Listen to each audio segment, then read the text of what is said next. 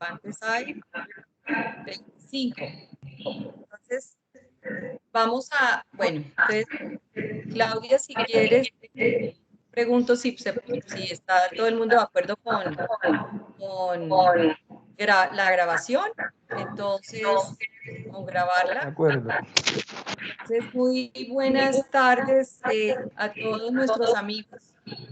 Iniciamos la reunión mensual de inmunodeficiencias primarias. Se oye organizada por la Fundación Cardioinfantil, el Servicio de Infectología Pediátrica, Universidad del Bosque, y con el apoyo de Educación Médica y de Comunicaciones de la Fundación Cardioinfantil. Nos reunimos, recuerden, cada mes, el segundo o el tercer lunes del mes, dependiendo de si hay puente o no hay puente. En esta ocasión tenemos el placer de presentarles a la doctora Lorena Mahut Puche, si estoy pronunciando bien, ¿sí? Mahuat Puche es médica y pediatra de la Universidad del SINU en Montería y es actualmente fellow de primer año de infectología pediátrica de la Universidad CES en Medellín. La idea de invitar a la doctora Lorena es porque este caso lo presentó en una reunión de infectólogos pediatras que me pareció supremamente interesante para aprovechar esta oportunidad en que presentamos este tipo de casos y que son muy instructivos. La acompañará el doctor José Luis Franco, ya ampliamente conocido, que en agosto nos inició el primer set de estas reuniones online. El doctor José Luis Franco, pues es médico de la Universidad de Antioquia, es PhD en Ciencias Biomédicas de la Universidad de Antioquia y con maestría en inmunología, profesor de la Universidad también de Antioquia, director del programa de inmunodeficiencias primarias de la universidad y pues autor de múltiples publicaciones e investigación en inmunodeficiencias primarias y también nos ha representado ante entidades internacionales especialistas en esta área. De modo que nos va a acompañar para apoyar las preguntas y la discusión en relación con este caso, el caso de hoy. Entonces, Lorena, tú lo vas a presentar como lo enfocaste, es pediátrico. Aquí en esta reunión están también invitados residentes de medicina interna, de infectología de adultos. Hicimos la invitación extensiva a la CIN central y pues el que quiera entrar es bienvenido. Hice invitación a muchas personas más en el área de pediatría y diferentes subespecialidades que todos tienen que ver con aprender a diagnosticar a tiempo y oportunamente remitir estos pacientes cuando se requiera. Entonces, bienvenidos. Si hay alguien que no quiera que se grabe, pero pues la idea es que nosotros grabamos esta reunión para fines básicamente académicos. Entonces, levanta la mano el que diga que no. Pero pues bienvenidos. Y Lorena, estás en tu casa, yo me voy a cerrar mi cámara. Tú quedas lista. Bueno, muchísimas gracias, doctora Marta, por la presentación, por la invitación a este espacio. Voy a proceder a compartir mi pantalla. También voy a detener mi cámara para pues, poder tener una mejor visibilidad de mi pantalla. Bueno, entonces, como la doctora Marta comentaba, es un caso clínico muy interesante que tuvimos acá en la ciudad de Medellín. Bueno, se trata de una paciente femenina de 4 meses de edad procedente de zona rural del municipio de San Carlos, Antioquia, quien ingresó a un centro de alta complejidad acá en la ciudad de Medellín el 7 de octubre del año anterior. Antes de mencionar el cuadro clínico, quisiera mencionar pues los antecedentes porque es de suma importancia para el cuadro clínico actual. Entonces es una paciente, es producto del 6º embarazo, de una madre pues con antecedentes de 3 abortos previos, un hermano mayor vivo y una hermana pues fallecida a los 6 meses de edad. La madre cursó durante el embarazo con diabetes gestacional, el parto pues se llevó al término a las 40 semanas con alta temprana y recibía pues lactancia materna exclusiva. Como antecedente importante de la niña es hija de padres consanguíneos, primos segundos. Importante, la hermana falleció a los 6 meses de vida con un diagnóstico de inmunodeficiencia combinada grave. Estuvo hospitalizada pues momentos previos al fallecimiento por una neumonía pues por neumocitis girovesi, tenía pues un antecedente de base de una neumonía intersticial crónica y un eczema pues en estudio.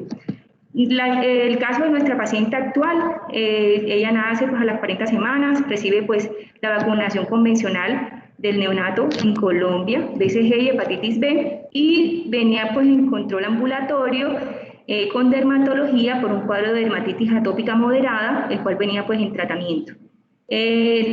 Desde el punto de vista clínico, la dermatóloga pues inició pues con la sospecha de que la paciente pues podría tener un cuadro similar al de la hermana por las manifestaciones cutáneas que presentó, por lo cual pues remite al programa de inmunología, donde es valorada inicialmente, se le solicitan estudios, pero en el momento del ingreso a la hospitalización pues que les voy a mencionar, todavía no tenía pues el reporte de esos estudios. Epidemiológicamente viven en zona rural pues de Antioquia, con todos los servicios, no había pues pacientes sintomáticos respiratorios en la casa y tampoco pues tenía noción de contacto con personas sospechosas o confirmadas de COVID-19.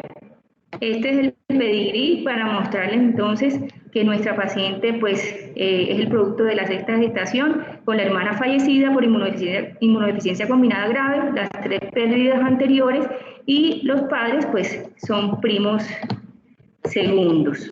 Nuestra paciente ingresa el 7 de octubre, primera vez consulta en su lugar de residencia por un cuadro clínico de 15 días de tos seca, congestión nasal, sin fiebre, unos paraclínicos iniciales que reportaron pues un hemograma que reportó leucocitosis con neutrofilia y trombocitosis. En principio pues por los hallazgos clínicos sospecharon de neumonía e iniciaron remisión a un centro de mayor complejidad.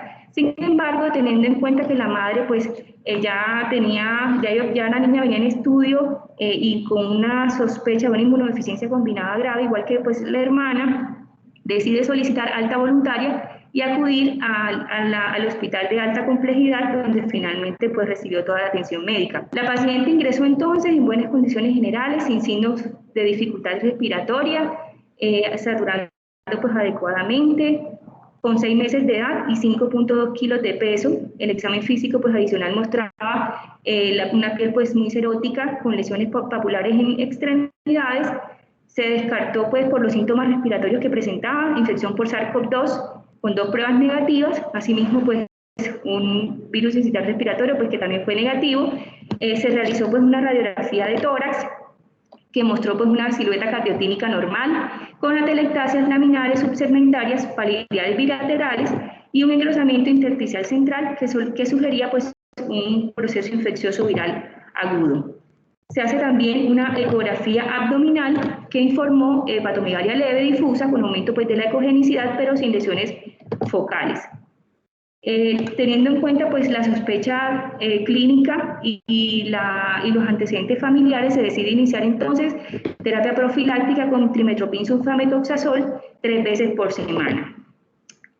Al día siguiente la paciente pues evoluciona con tos seca, ruborizante, náusea nosante. Algunos pues que lograron evidenciar pues la tos la consideraron coqueluchoide, por lo tanto iniciaron tratamiento empírico con acitromicina, solicitaron pues PCR para bordes de la pertussis y así pues y asimismo solicitaron pues carga viral para citomegalovirus, VIH y serologías para virus del Epstein-Barr, los cuales fueron negativos. La paciente clínicamente mejoró desde el punto de vista respiratorio. De hecho, ella solo quedó hospitalizada para continuar pues, los estudios clínicos de inmunodeficiencia pues, por la sospecha que tenía, y pues fue el motivo por el cual principalmente quedó hospitalizada en la institución. A los 15 días de estancia hospitalaria, entonces la paciente se le detecta un ganglio axilar izquierdo palpable.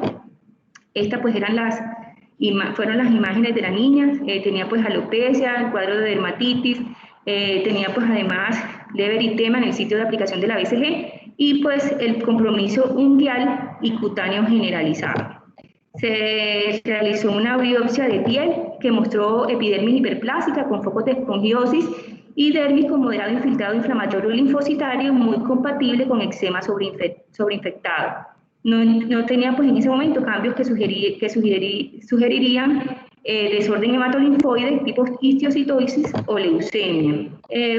También pues se comentó con inmunología entonces pues se solicitaron estudios de inmunoglobulinas, entre otros. Vemos que las pruebas de inmunoglobulinas en términos generales fueron normales. Se le tomaron 2 pruebas y se le solicitaron unas subpoblaciones de linfocitos, los cuales informaron disminución de los linfocitos T, sobre todo CD3, CD4, CD8, y los natural killer, con unos linfocitos B dentro de los rangos, dentro de los límites normales. Adicional a eso, pues en todo el proceso del estudio de su inmunodeficiencia, se envió pues estudios para análisis genéticos, los cuales pues estos fueron los resultados, muy probablemente pues una mutación a nivel de JAK3. Se solicitó entonces también en la interconsulta pues, con inmunología descartar infecciones por micobacterias. Se obtuvieron 3 muestras de jugo gástrico para baciloscopia y prueba molecular. Las baciloscopias fueron negativas, pero las pruebas moleculares detectaron cantidad baja de ADN del complejo Mycobacterium tuberculosis en 2 de las 3 muestras. Se solicitó una tomografía de tórax que reportó un timo retrocavo con pulmones aumentados de tamaño, con atrapamiento aéreo, atelectasias y bandas pleuroparenquimatosas apicales vivasales. No se observaban pues, otros hallazgos como consolidaciones, masas, derrame pleural o cavitaciones. De manera pues que ante estos hallazgos del expert positivo se decide iniciar terapia tetraconjugada con isoniazida, rifampicina y tambutol, y se envían muestras para pruebas de identificación y susceptibilidad a otro centro de referencia pues acá en la ciudad de Medellín. Asimismo se inician entonces otras profilaxis con fluconazol y aciclovir, y pues en el curso de todo el estudio la paciente presenta nuevamente síntomas respiratorios en el cual se identifica rinovirus y enterovirus, pero finalmente pues la paciente evoluciona satisfactoriamente de su infección respiratoria. Bueno, las pruebas de identificación y susceptibilidad informaron Mycobacterium bovis en las muestras, y las pruebas de susceptibilidad informó resistencia, pues la resistencia intrínseca a piracinamida. De manera pues que para el mes de diciembre, cuando se obtuvieron pues, los resultados, se dirigió el tratamiento a terapia triconjugada con isoniazida, rifampicina y tambutol, se agregó piridoxina al tratamiento. La paciente finalmente tuvo una buena evolución respiratoria y el 20 de enero recibió su trasplante de células madres hematopoyéticas de células de cordón y finalmente fue dada de alta para completar tratamiento ambulatorio por lo menos durante los primeros 9 meses, pues obviamente sujeto a la evolución clínica de la paciente. Entonces, el motivo de la revisión es precisamente pues, la infección diseminada por Mycobacterium bovis o BCG diseminada en un paciente con inmunodeficiencia combinada grave, muy probablemente por mutación JAK3. Recordemos entonces que las inmunodeficiencias primarias es un grupo de trastornos hereditarios, se conocen alrededor de 430 hasta el momento, predominantemente de origen monogénico. La prevalencia en principio se consideraba que era de 1 por cada 10.000 a 5.000 individuos. Sin embargo, como vemos en la gráfica, a partir del año 2000 ya con el conocimiento del genoma humano y con el aumento en el conocimiento y la aplicación de las pruebas de detección molecular, como la secuenciación de próxima generación, se identificó que la prevalencia era mucho mayor y se estima que actualmente es de 1 por cada 1.000 a 5.000 individuos. En Colombia, el grupo de la Universidad de Antioquia hizo un trabajo retrospectivo de 30 años que incluyó 891 pacientes, predominantemente procedentes de Antioquia, con un 85% de los casos. Sin embargo, pues se considera que de otros departamentos puede haber un gran subregistro y no pues constituye la realidad de la prevalencia en la población a nivel nacional. Entonces, teniendo en cuenta esto, realmente se ha creado una red nacional de inmunodeficiencias con el objetivo de aumentar la notificación de casos y mejorar el número de registros. Se considera que el subregistro en Colombia es bastante alto. En más del 90% de los casos muy probablemente queden sin diagnosticar, dado que actualmente en Colombia solo se diagnostica el 8.2% de los casos, eso pues según la prevalencia que se estima a nivel mundial. Entonces recordemos que las inmunodeficiencias primarias es muy importante hacer el diagnóstico teniendo en cuenta que esta entidad aumenta el riesgo de malignidad, también de enfermedades autoinmunes y autoinflamatorias, así como fenómenos alérgicos e indiscutiblemente el aumento pues, de la probabilidad de desarrollar enfermedades infecciosas. Como lo plasma este estudio, que si bien no es un estudio de inmunodeficiencia combinada grave, es un estudio de una inmunodeficiencia primaria por deficiencia de SAP70, que se considera pues, una inmunodeficiencia de menor severidad que las inmunodeficiencias combinadas graves, y este estudio efectivamente documentó que realmente hubo una gran prevalencia de enfermedades infecciosas en los 49 pacientes que se evaluaron.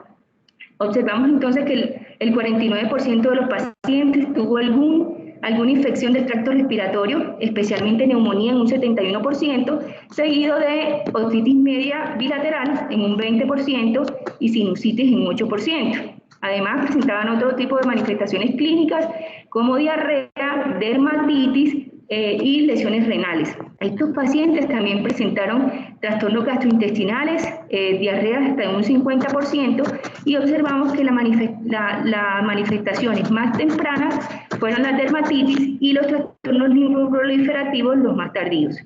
Cuando se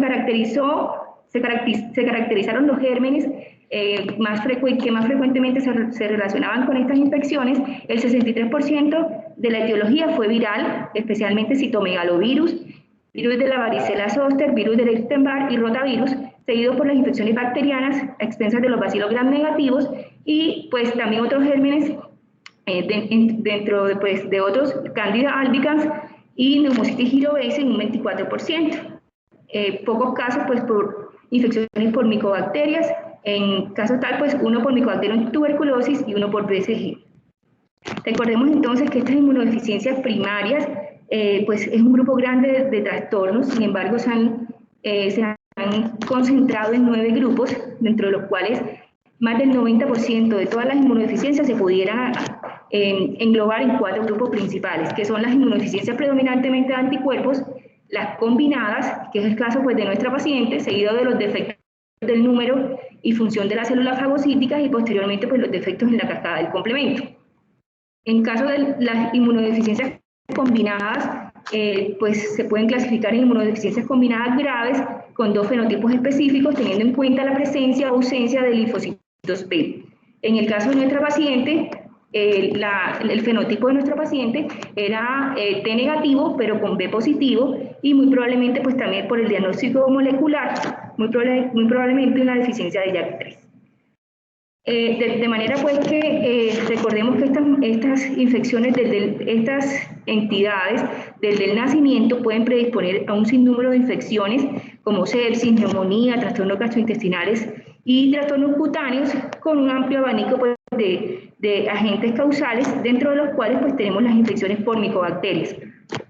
Y es el caso pues que tenemos hoy, fue un caso de una infección por Mycobacterium bovis que se considera pues una infección vacunal por la vacunación con BCG en esta paciente pues que no había sido diagnosticada antes de la vacunación. Entonces recordemos que Colombia tiene dentro de sus políticas y prácticas de vacunación la inmunización de todos los neonatos con BCG. Esto se hace a partir de 1990 y se estiman unas tasas de cobertura aproximadamente del 90%. Actualmente se administra la cepa BCG, la cepa Pasteur, la que se aplica pues actualmente en Colombia. Recordemos que la vacunación con BCG está indicada para prevenir las formas graves y extrapulmonares de tuberculosis, especialmente la TB miliar y la meningia, alcanzando pues altas tasas de eficacia para estas dos entidades. Sin embargo, ha tenido pues menos relevancia en cuanto a la adquisición de la infección y a la reactivación de formas latentes. Está actualmente recomendada por la OMS para todos los niños que viven en áreas endémicas con alta prevalencia de tuberculosis. Reconocemos pues que es una vacuna replicativa que contiene bacilos vivos, aproximadamente entre 37.000 y 3 millones de bacilos vivos de Calmette-Guerin, una cepa pues, de Mycobacterium bovis que ha sido atenuada y cuya aplicación por primera vez en el hombre se realizó en 1921. Esta vacuna, digamos, las vacunas, independientemente del laboratorio que la produzca, todas derivan de la cepa original. Y cada laboratorio pues, se encarga de hacer todos los procesos de subcultivos para hacer la distribución a los diferentes países. Recordemos entonces que Mycobacterium bovis es una micobacteria que hace parte del complejo Mycobacterium tuberculosis, pues con quien pues comparte, digamos, una secuencia idéntica de nucleótidos en un 99.9%. Recordemos que el complejo Mycobacterium tuberculosis tiene otras especies, dentro de las cuales está Mycobacterium tuberculosis sensu stricto, que es el principal, pues, que es el agente causal de la tuberculosis a nivel mundial, y con quien comparte la identidad en la secuencia de nucleótidos hasta en un 99.9%. Esto fue lo que dio paso para que los doctores Calmette y Guerin produjeran una cepa vacunal que protegiera pues, contra la tuberculosis pulmonar. En este caso, tomaron la cepa de Mycobacterium bovis y la sometieron a unos procesos de subcultivo repetitivos con el objetivo de que fuera perdiendo virulencia debido a las mutaciones que se iban incluyendo en todos los procesos de subcultivos. Efectivamente, las mutantes más importantes de la cepa de Mycobacterium bovis fue la mutación a nivel de la región D1 y esto pues trajo consigo a que se disminuyera la virulencia y por lo tanto pues se formara la cepa atenuada. Así como podemos observar pues en la imagen de abajo, estos son estudios de Southern blot en los cuales se evidencia que hay una disminución en la virulencia por un cambio genotípico en la cepa. Es la única vacuna disponible contra la tuberculosis y realmente es la vacuna más utilizada a nivel mundial. A pesar que ha tenido pues algunos detractores por algunos eventos adversos que ha provocado. Sin embargo, se considera que es una vacuna segura. Las reacciones adversas más comunes realmente son leves y muy locales, siendo pues la úlcera o las pápulas en el sitio de inoculación las manifestaciones o las reacciones adversas más frecuentes. Mucho menos frecuentes y muy raras son las infecciones diseminadas o el compromiso osteoarticular. No ocurre así en la población con inmunodeficiencias combinadas. En este caso, las reacciones adversas por la vacunación es una de las principales causas de mortalidad en este grupo de pacientes, teniendo en cuenta que la inmunodeficiencia combinada grave aumenta el riesgo de infección localizada 400 veces más que en los pacientes que no tienen la entidad. Para la infección diseminada, el riesgo es 33.000 veces mayor. Esto quiere decir que es una causa importante de morbimortalidad en los pacientes con inmunodeficiencias. Y se considera que más del 50% de los pacientes que han recibido la vacuna con BCG presentan complicaciones asociadas. Estas complicaciones se dividen en 4 grupos. Están las complicaciones locales, que básicamente se limitan al sitio de la aplicación y básicamente son las úlceras y los abscesos. También pues luego le sigue pues la enfermedad regional, que es el compromiso ganglionar o de linfadenitis en el área regional, bien sea su maxilar, puede ser supraclavicular o axilar.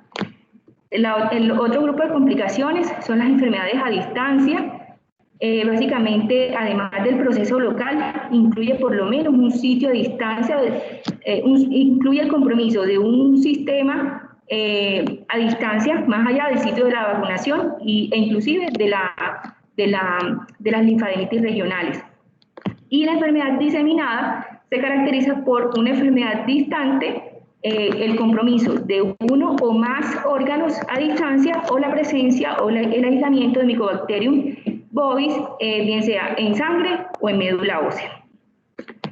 Hay pocos estudios reales que caractericen bien cómo es el evento patogénico de la TB diseminada posterior a la administración de la vacunación con BCG. Se han documentado en algunas series muy viejitas que luego de la administración del biológico de 0.5 mililitros intradérmico ocurre un proceso de diseminación tanto hemática como linfática, alcanzando entonces el bacilo diferentes tejidos corporales, principalmente sistemas reticuloendoteliales, vaso, hígado, donde forman granulomas escasos y muy dispersos, los cuales resuelven de manera espontánea a los 2 o 3 meses después de la administración de la vacuna. Esto no sucede en los pacientes que tienen algún grado de inmunodeficiencia, bien sea primaria o adquirida, los cuales pues tienen una mayor predisposición a desarrollar formas diseminadas de la enfermedad. Dentro de las características clínicas inmunológicas, esto es un caso de una paciente con una enfermedad de base similar a nuestra paciente, una paciente con una inmunodeficiencia combinada grave que tuvo pues por mutación de JAK3, que también tuvo una enfermedad diseminada por BCG. Fue una paciente que consultó a los 8 meses de vida, realmente había recibido su vacunación convencional al segundo día de vida, obviamente no tenía el diagnóstico todavía, pero se había presentado en múltiples ocasiones al servicio, consultando pues por cuadros neumónicos a repetición, así como candidiasis, también tenía pues muchas lesiones cutáneas, lo que pues llevaron a la consulta en múltiples ocasiones. Se investigó pues todo su perfil inmunológico y en ella se encontró también una disminución muy importante de los linfocitos T, CD3, CD4, CD8 de natural killer y aumento de los linfocitos B con una disminución importante en los niveles de inmunoglobulina. La tomografía que se le realizó reportó un timo pequeño con compromiso pulmonar dado por la presencia de nódulos pequeños múltiples, nódulos también en la pared torácica y destrucción ósea en la tercera costilla y de la vértebra T6. Los hallazgos histopatológicos reportaron granulomas supurativos, adicional a eso tenía abscesos dérmicos, infiltración difusa tanto por la dermis, tanto por neutrófilos como por linfocitos e histiocitos, y también se logró documentar por tinción ácido alcohol resistente la presencia pues, de los bacilos en el tejido. De manera pues que esta niña se le confirmó el diagnóstico, se le realizó tratamiento antituberculoso con isoniazida rifampicina, etambutol a los 11 meses de edad. Fue sometida a trasplante y completó su terapia antituberculosa durante 9 meses post-trasplante con buena evolución clínica. Este otro estudio fue una serie de casos de 9 años llevado a cabo en Israel, cuyo objetivo era evaluar los pacientes con sospechas de inmunodeficiencias, con sospecha con diagnóstico confirmado de inmunodeficiencia combinada grave, que sufrieron complicaciones posterior a la vacunación con BCG y se compararon con los pacientes que no se complicaron. Todos habían recibido la dosis convencional de la vacuna, previo obviamente al diagnóstico de la inmunodeficiencia. Fueron 21 pacientes, el 62% eran hombres, el 87% tenían antecedentes de consanguinidad y el 87% de ellos tenían historia familiar de inmunodeficiencias. De los 21 pacientes, el 57% presentó complicaciones asociadas a la BCG y la edad de presentación más frecuente de estas complicaciones fue a los 7 meses de edad. El 57% correspondía pues, a 12 pacientes. La gran mayoría de ellos, el 66%, presentaron complicaciones locales o regionales, principalmente abscesos o linfadenitis axilar, y el 4% los 4 pacientes restantes presentaron complicaciones diseminadas, dadas principalmente por compromisos regionales asociadas, bien fuera a compromiso hepático, abscesos periorbitales, compromiso osteoarticular y abscesos esplénicos. Fueron pues como los hallazgos más importantes en este grupo de pacientes con infección diseminada. 2 de ellos murieron, 3 de ellos fueron receptores de trasplante y 2 pues salieron adelante. Cuando se hizo la caracterización inmunológica de los pacientes complicados versus los que no se complicaron, ¿qué se evaluó? Se evaluó los niveles de inmunoglobulina y el conteo de las subpoblaciones de linfocitos. Lo que se identificó fue que no hubo diferencias estadísticamente significativas en la evaluación de este perfil inmunológico en los pacientes complicados de los no complicados. Donde sí se logró identificar diferencias estadísticamente significativas fue cuando se hizo la comparación entre los pacientes que hicieron enfermedad local y aquellos que hicieron enfermedad diseminada, encontrándose que el conteo de linfocitos, el conteo de CD3 y de CD8 fue mucho menor en los pacientes que tenían infección diseminada versus aquellos que tenían enfermedad localizada.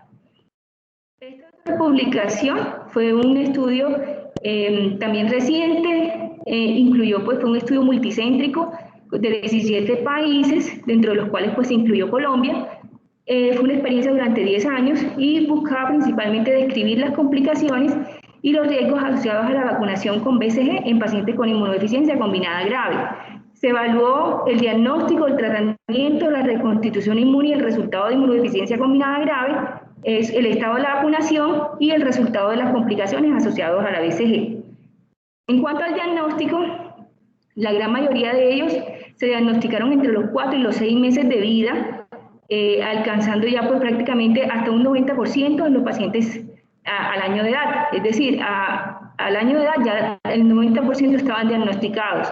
Muchos tenían pues diferentes trastornos o diagnósticos moleculares diferentes. Acá observamos pues también la diferencia de JAK3, la edad de vacunación con la BCG y la cepa vacunal. Entonces la gran mayoría de pacientes, el 75% de los pacientes con enfermedad, tanto local como diseminada, habían recibido la BCG durante el primer mes de vida. Y la cepa que más frecuentemente se identificó fue la cepa danesa, seguida de la cepa Moreau y en tercer lugar la cepa Pasteur. En cuanto a las complicaciones asociadas con la vacunación, el 51% de los pacientes presentó complicaciones. La mayoría de las complicaciones se presentaron entre el 4º y el 6º mes de vida, y las complicaciones más frecuentes incluían pues compromiso linfático, seguido de piel, pulmón, hígado y médula ósea. Cuando se evaluó la probabilidad de experimentar complicaciones a la BCG, se evaluaron pues tres aspectos muy importantes, que fue pues el conteo de células T, conteo de células B y las natural killer.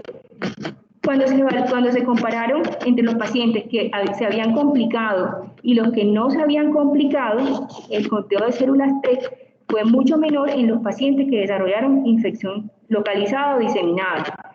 Y cuando se hizo el análisis de regresión logística, que identificó un riesgo mayor en los pacientes, un riesgo mayor de haber desarrollado enfermedad diseminada en los pacientes que tenían un conteo de linfocitos menor a 250. En cuanto al diagnóstico, la Sociedad Europea de Inmunodeficiencias ha establecido pues, unos criterios diagnósticos para BCG-osis o enfermedad diseminada por BCG, y esto incluye 3 características importantes para considerar BCG-osis definitiva.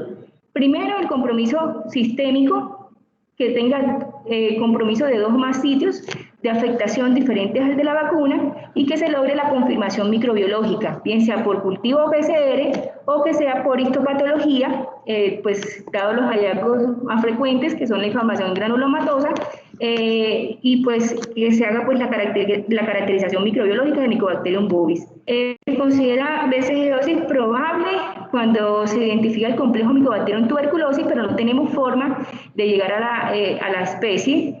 y posible cuando solamente tenemos los datos clínicos, pero no tenemos forma de documentar, digamos, por microbiología, la presencia de Mycobacterium tuberculosis, bien sea por PCR o por cultivo. En estos casos, y cuando se hace la sospecha clínica de infección diseminada por BCG o BCG-osis, es importante, ante la sospecha clínica de que puede haber un compromiso de la inmunidad, iniciar pues con los estudios pertinentes, sobre todo pues los estudios iniciales, para poder evidenciar cualquier anomalía que nos haga pensar que efectivamente pues el paciente puede estar cursando con una inmunodeficiencia. En ese caso, pues inicialmente uno solicita hemograma completo y extendido de sangre periférica, bioquímica sanguínea que incluya pues las proteínas totales, determinación de inmunoglobulinas y pues ya más orientado ya iniciar el estudio con el estudio de las subpoblaciones de linfocitos y también pues muy importante descartar otras inmunodeficiencias, especialmente las secundarias, por ejemplo por VIH, para descartar pues que la inmunodeficiencia no sea provocada pues por una causa infecciosa. Y pues ya las pruebas confirmatorias que se hacen mediante las caracterizaciones genéticas que pueden ser por sangre o puede ser por la secuenciación de próxima generación. En cuanto al tratamiento de la BCG-osis o de la enfermedad diseminada por BCG, tenemos entonces el pilar de tratamiento es con antimicobacterianos, con trasplante de células madres hematopoyéticas o con terapia génica. Entonces, el tratamiento antimicobacteriano, actualmente pues no hay unas recomendaciones de tratamiento definitivas porque todo va a depender de la cepa vacunal y pues de su perfil de susceptibilidad.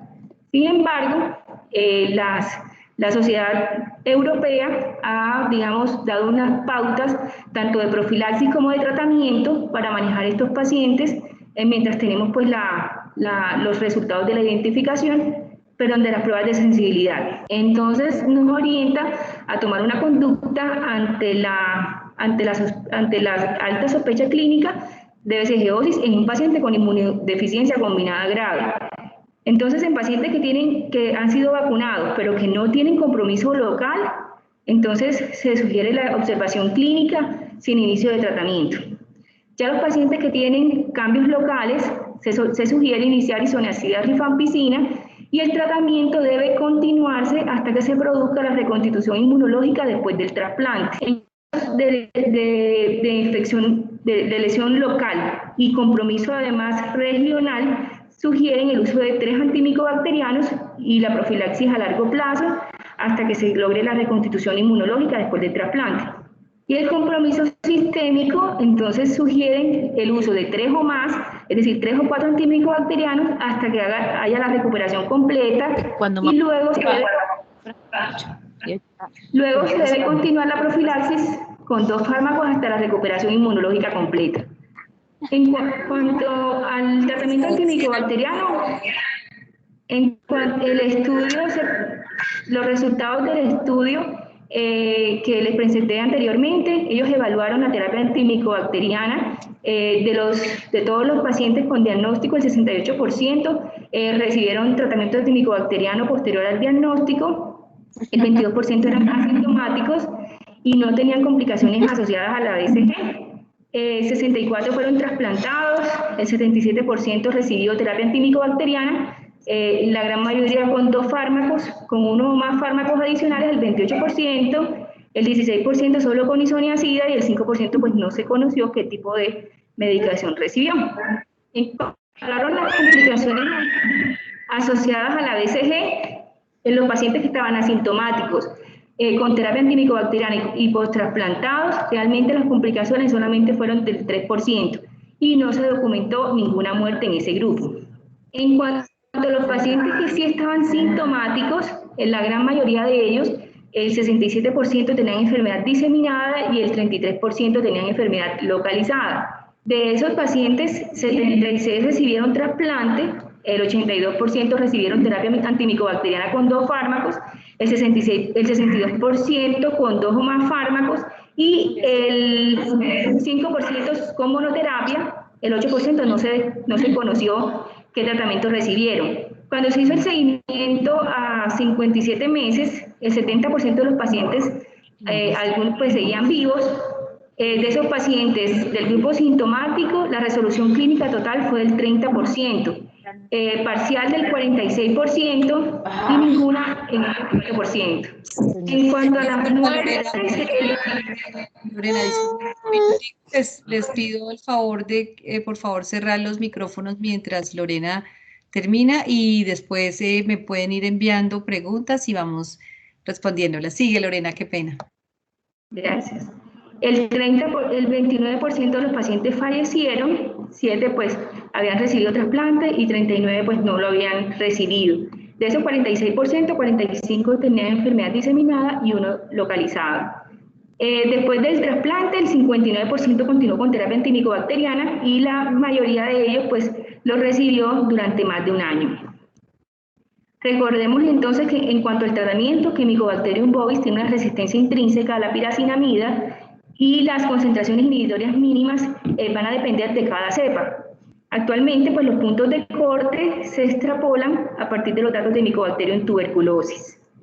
El otro punto con respecto al tratamiento es el trasplante de células madre hematopoyéticas. Realmente el trasplante temprano mejora los resultados en la inmunodeficiencia combinada grave, sobre todo los pacientes que cursan con vesiciosis diseminada. De manera pues que en el grupo evaluado, en el estudio previo, la mortalidad en el grupo asintomático que recibió tratamiento que recibió trasplante fue del 0%, y los pacientes que fueron trasplantados, solamente el que no fueron trasplantados, el 5.8% de los pacientes falleció.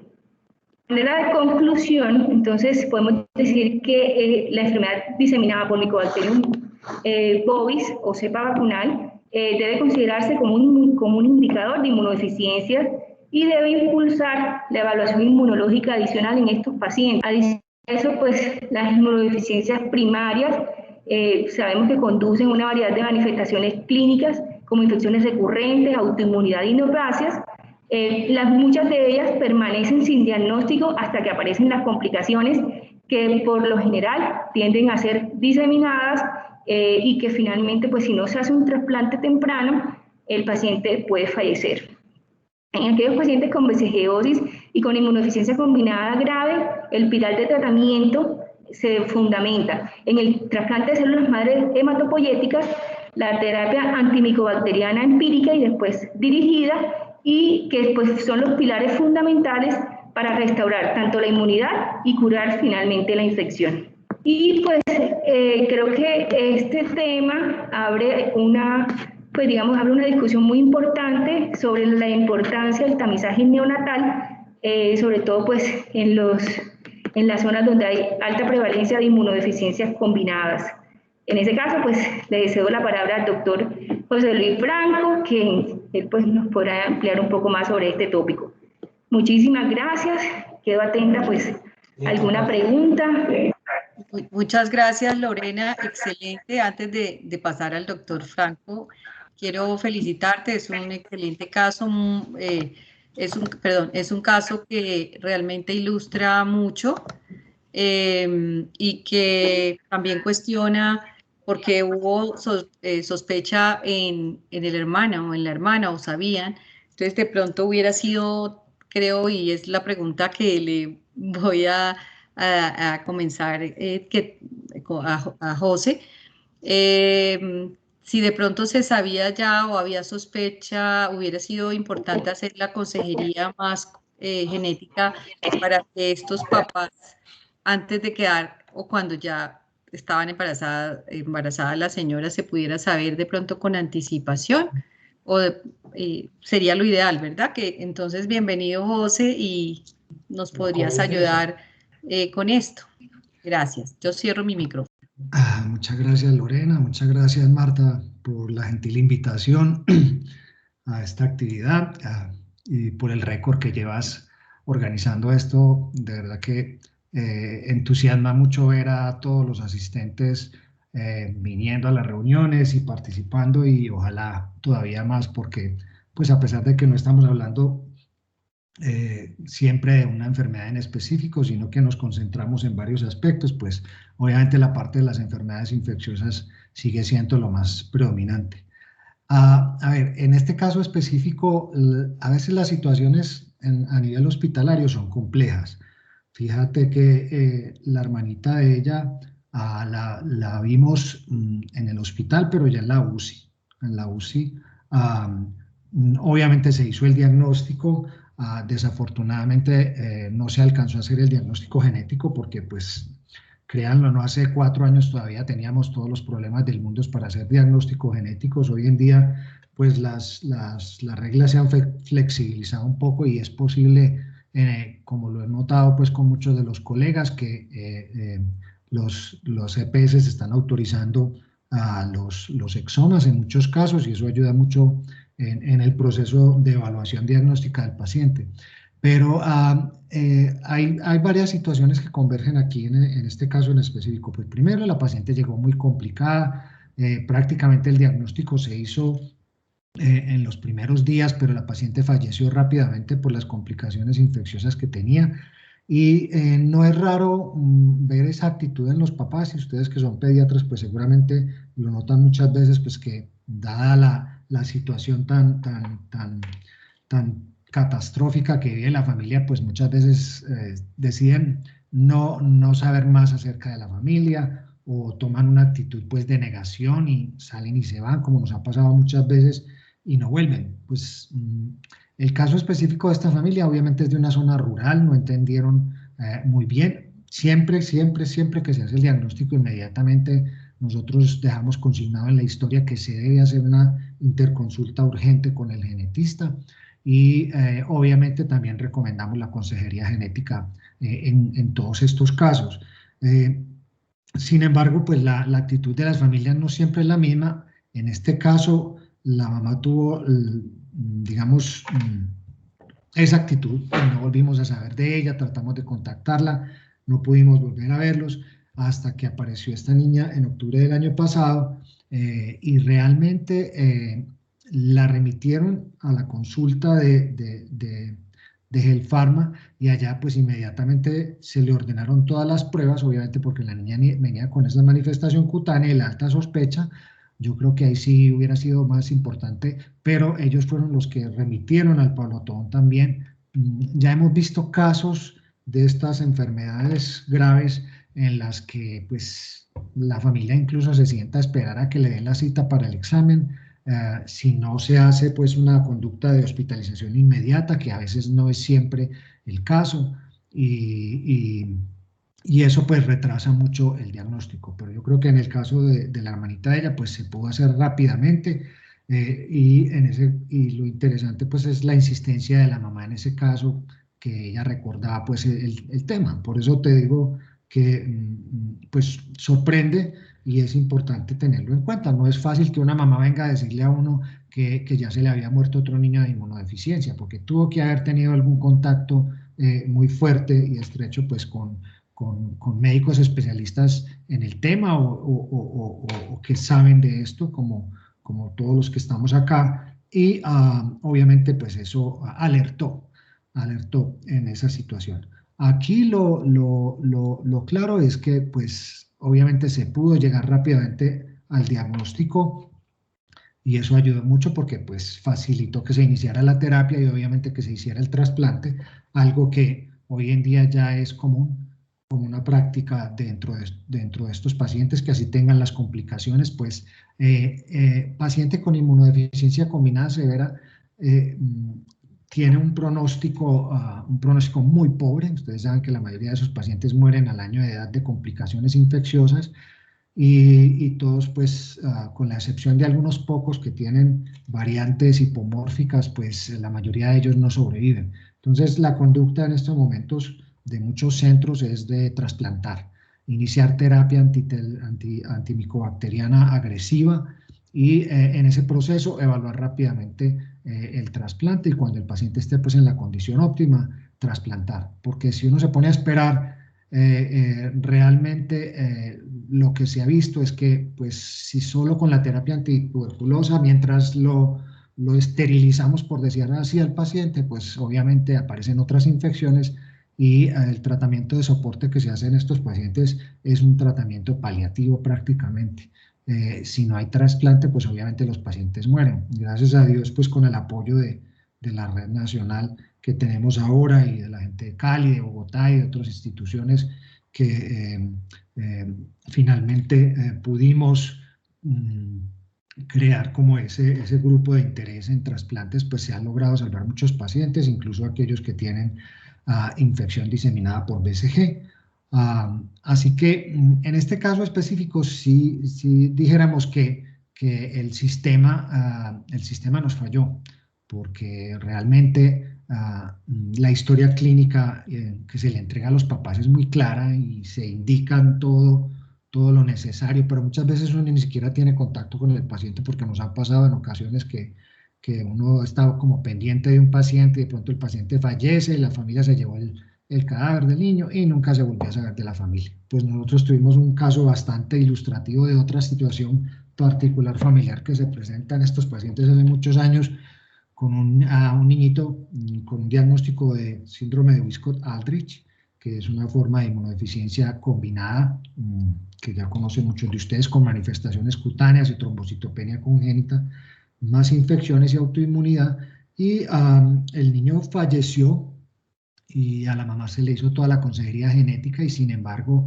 por una situación social que aún vivimos en gran medida, pues la señora se volvió a embarazar y cuando cumplió el 6º mes de embarazo tuvo una complicación cardíaca, fue hospitalizada y me llamaron pues y hablamos con la señora, pues obviamente la señora tenía no solamente uno sino 2, eran gemelos idénticos y los 2 nacieron con síndrome de Wiskott-Aldrich.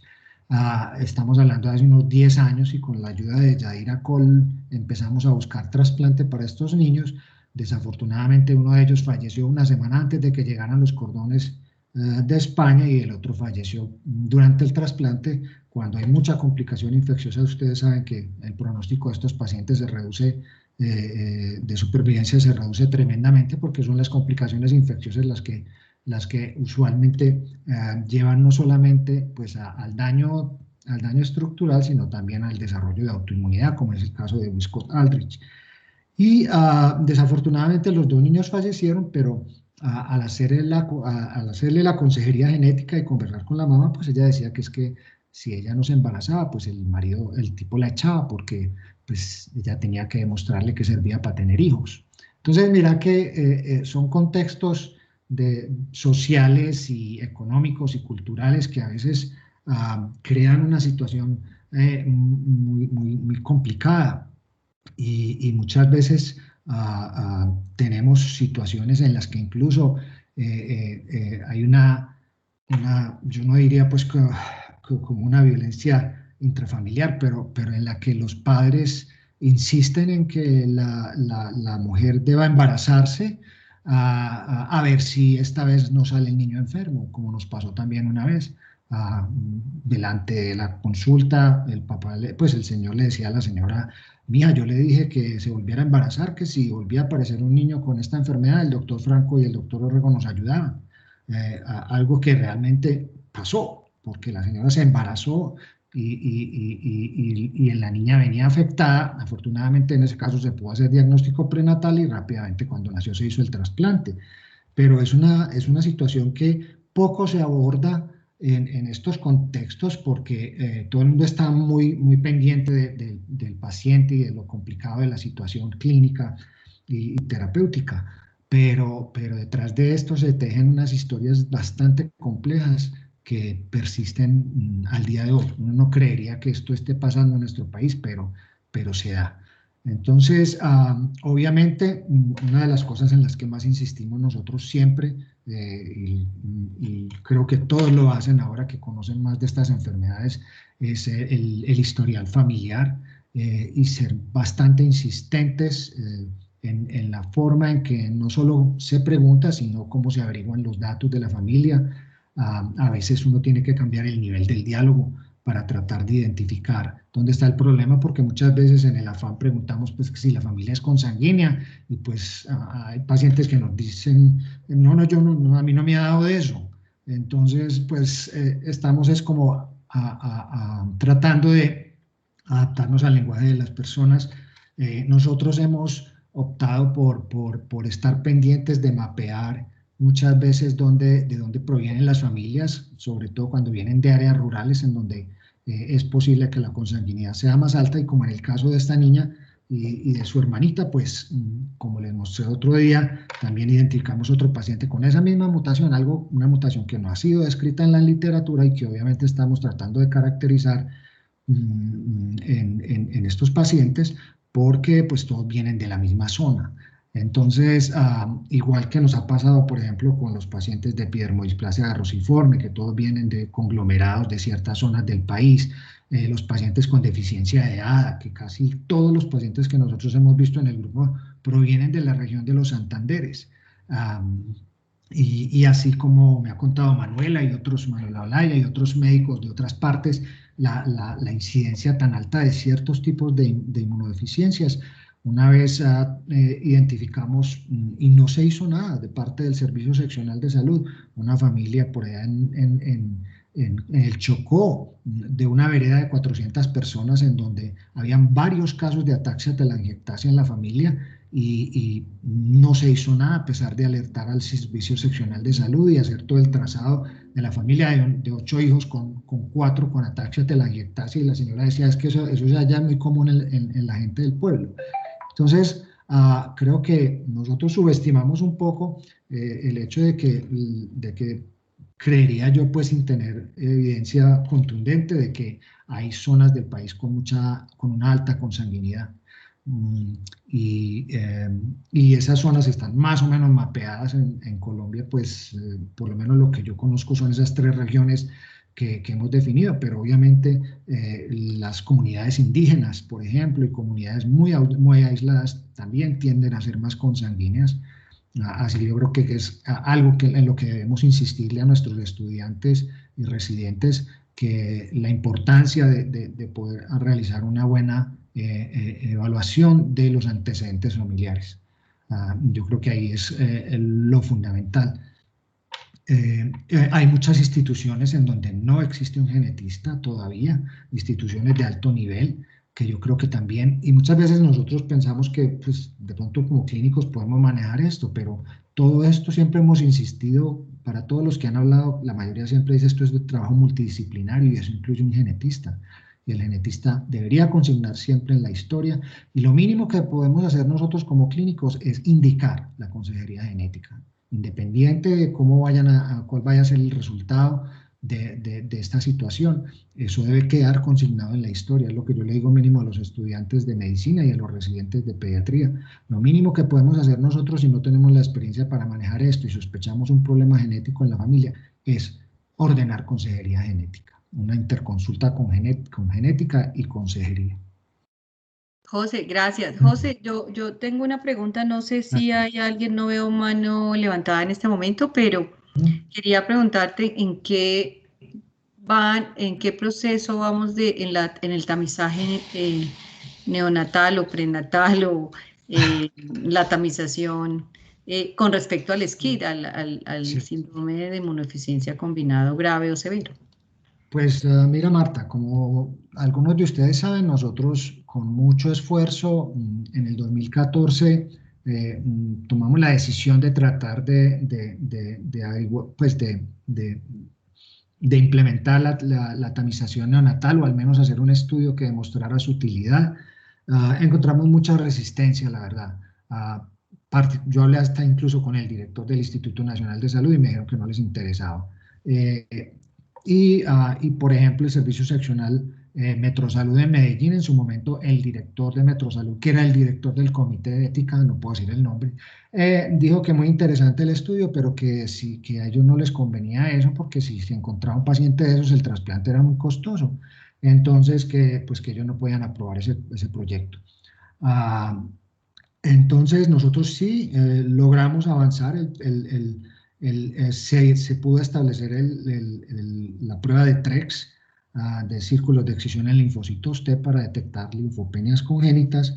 Se alcanzaron a tamizar 2.400 niños, pero la operatividad de ese proyecto fue prácticamente imposible, porque todos los hospitales decían, sí, venga, pero entonces usted toma la muestra, usted viene aquí, usted entrevista a la mamá, usted toma las muestras y usted nos pasa el resultado. Entonces, pues teníamos 2 personas asignadas a ese proyecto con un presupuesto muy limitado y era tenaz, porque entonces el estudiante o el residente se tenía que ir todo el día para el hospital y esperar que aparecieran las maternas y hacerles todo el cuestionario y incluso en muchos casos tomar la muestra esta misma persona, y eso no es práctico, porque si tú ves lo que cuenta la gente en Estados Unidos, en Europa, eso es todo un trabajo con un equipo de gente en el hospital en donde literalmente el laboratorio que está haciendo los TREX simplemente recibe el filtro de los pacientes o de los niños que se van a tamizar, porque hay todo un equipo detrás de eso apoyando esas actividades. Entonces, no hay manera, yo creo, en este país de hacer ese tipo de tamización a pesar de, pues, de la potencial utilidad que tiene, porque a pesar de que nosotros no encontramos ningún paciente con SCID durante la tamización, lo cual es una buena noticia, pero eso solamente se hizo en 3 hospitales de Medellín. Mientras tanto, ya en ese momento habíamos detectado entre 7 y 8 casos de SCID que habían llegado por interconsultas. Entonces, pues es muy difícil convencer a la gente con ese tipo de actitud y finalmente pues estamos para publicar los resultados, pero yo no creo que resulte ser muy práctico aquí en Colombia hacerlo, no porque no queramos, sino porque tal vez no hay la voluntad suficiente. Ustedes supieron que en el proceso de tamización neonatal que fue en el Congreso hace unos 2 o 3 años, finalmente pues no llegamos a nada con eso y seguimos en las mismas. Creo que no ha habido ningún cambio. O sea que es lamentable. Lo importante, yo creo, es insistir en el diagnóstico temprano, la sospecha y obviamente pues mientras más rápido se pueda diagnosticar el paciente, mejor va a ser el pronóstico, pero seguiremos adoleciendo de este problema. Yo creo que a través de los años muchos de los clínicos que hay acá ya han aprendido a reconocer estos pacientes, pero seguimos con ese problema. Gracias, José. Ahí veo a Manuela. Hola, ya es inmunóloga de... Hola, Manuela, ¿cómo estás? Inmunóloga pediatra. Hola a todos. Valle de Lili, bienvenida. Puedes hacer tus comentarios, preguntas, lo que tú quieras. Bueno, súper chévere la charla, muy clara y nos vuelve a nombrar los diferentes términos que muchas veces no los colocamos por afanes. Entonces, muy bueno, muchas gracias a la doctora. Y me encantó la cara de José Luis cuando le preguntaste tamizaje neonatal, porque todos quedamos con la misma cara desde hace muchos años. Quería decir otra cosa, es que frente a lo de consejería genética, yo tengo residentes de genética para inmunodeficiencias que rotan con nosotros en el grupo, y realmente la consejería genética cada día es más difícil en nuestro país por la cultura. Y cuando uno se pone a revisar estudios, encontramos un estudio en Oriente Medio donde habla de la consejería genética y cómo en poblaciones donde hay endogamia no sirve la consejería genética. Y mi región, por ejemplo, Cali, tenemos toda la endogamia del Cauca y del Nariño por comunidad indígena. Y si la mujer no se reproduce, se sale de la comunidad indígena. Entonces eso es muy difícil cuando uno lucha contra una cultura tan difícil. Lo otro es que nosotros en el grupo hemos visto muchas veces mucha diseminación en enfermedad granulomatosa crónica, que no es muy mencionada en la literatura, quizás porque somos centro de referencia en trasplantes y nos llegan muy temprano, sobre todo el Cauca y de Nariño, son la mayoría de los trasplantados, y son comunidad indígena que habitualmente en el pasado no se vacunaban, entonces muy probablemente por eso llegaban tan tardíamente y no tenían diagnóstico temprano, pero desde que estamos en vacunación en la comunidad indígena nos están llegando más temprano diseminadas por BCG tempranamente, y eso ha sido pues lo que ha disparado la manifestación de la enfermedad tempranamente. Entonces también va cambiando un poquito el espectro de la enfermedad y de la diseminación en nuestro medio, por lo menos aquí en Cali. Claro. Y lo otro que me parece interesante es que cuando en Europa o en Estados Unidos hablan de trasplante de médula ósea en SCID, pues ellos hablan de no condicionamiento y les va muy bien, porque pues hay tamizaje, porque vienen con menos infecciones, pero tampoco tienen BCG, y muchos de los tratamientos para BCG son hepatotóxicos, entonces empiezan a complicar también el condicionamiento que nos toca poner. Entonces son niños que realmente si se revisa cada una de las historias, muchos se complicaron por esto, de los que fallecieron y bajaron la sobrevida del grupo, porque en nuestro país ese tratamiento, la infección y más de eso el condicionamiento que nos toca poner porque vienen malitos, pues empeoran los pronósticos de estos chiquitos. Claro. Súper, Manuela. No sé si hay alguien, me parece que hiciste, digamos, claridad en unos puntos muy importantes. No sé si hay alguien más, pero yo quería de pronto también, nosotros en este momento tenemos una sospecha de un paciente neonato que sospechamos que tiene inmunodeficiencia combinada grave o severa. Está cursando en este momento con una sepsis, pero curiosamente inicialmente estaba, digamos que con linfopenia severa. Muchos de los hemogramas, solo el primero, que supuestamente pues era el de la mamá, era el normal, ¿no? Pero en la última semana nos subió, nos hizo una reacción como leucemoide y está cursando con una sepsis. Entonces ahí nos tiene, pues ya está siendo evaluado por genética, está con evaluación por hemato-oncología, y pues queremos que las cosas se hagan temprano.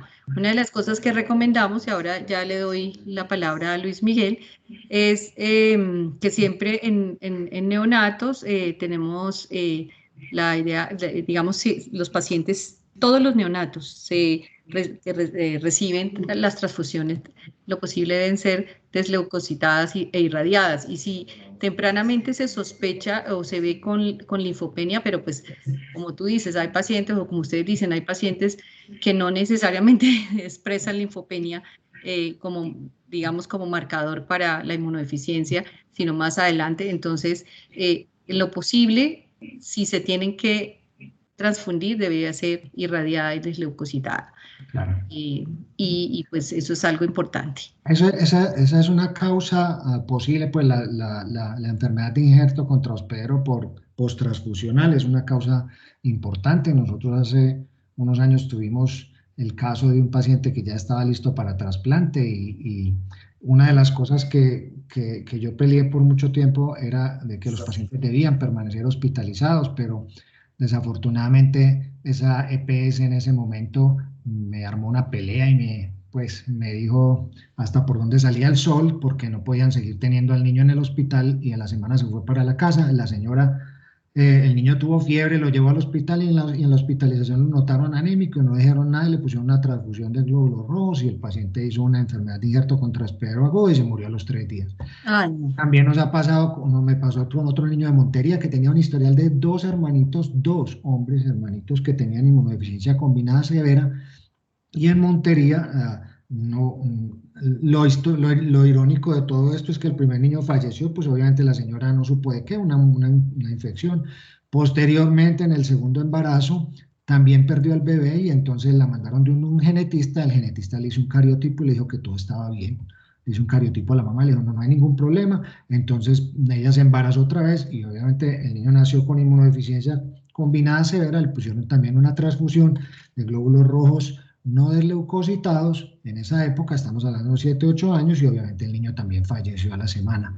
Entonces esa es una razón, pero hay otras también que hay que considerar en estos pacientes cuando empiezan a hacer sobre todo manifestaciones cutáneas y gastrointestinales, y es que cuando las mutaciones son nulas, es decir, pérdida de función completa y pérdida de proteína, en muchos casos, usualmente el fenotipo suele ser de linfopenia, pero está bien documentado en casi todos los defectos genéticos asociados a combinada grave, las mutaciones hipomórficas. Y las mutaciones hipomórficas muchas veces pueden ser responsables del síndrome de Omenn, que es como una forma de reacción sistémica, una forma de enfermedad de injerto contra hospedero, porque clásicamente se parece mucho a ella, pero difiere histológicamente de la enfermedad de injerto contra hospedero, y es que los pacientes empiezan a aparecer con linfocitos. ¿Por qué? Porque nacen con unos pocos y entonces cuando se empiezan a infectar, esas infecciones actúan como inductores de proliferación celular y como tienen un repertorio de linfocitos, es decir, unos linfocitos T con un patrón muy oligoclonal, entonces la expansión de esas células genera muchas veces autoinmunidad que se manifiesta por hallazgos cutáneos y otros que parece como una enfermedad de injerto contra pero que no realmente lo es. Y eso pasa uno con un paciente, como nos pasó una vez con una niña con deficiencia de RAC1, de una inmunodeficiencia típica, pues digámoslo así, con linfopenia y todo, a un síndrome de Omen con linfocitosis y eosinofilia marcada, y que obviamente cuando esos pacientes ya hacen ese tipo de complicaciones es muy difícil manejarlos y eventualmente pues fallecen si no se trasplantan muy temprano. Entonces esa puede ser otra causa de eso, y lo otro obviamente es el quimerismo materno-fetal, que por eso hay que estar pendientes de que si el paciente venía con linfopenia y en pronto empiezan a aparecer linfocitos, hay que averiguar el origen de esos linfocitos. El caso específico de esta paciente, pues obviamente siempre ha existido la sospecha y todavía no tengo los resultados de eso, pero esos linfocitos que tenía CD4 probablemente ella eran muy probablemente de origen materno.